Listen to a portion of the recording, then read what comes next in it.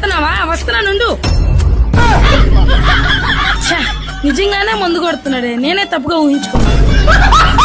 మన ఇద్దరం బాగున్నామని విడగొట్టాలని ఏదేదో చెప్తుంటారు, అవన్నీ నమ్మకు నువ్వు. నిజమేనండి. ఏమక్క ఒక్కదానివే పని చేసుకుంటున్నావు?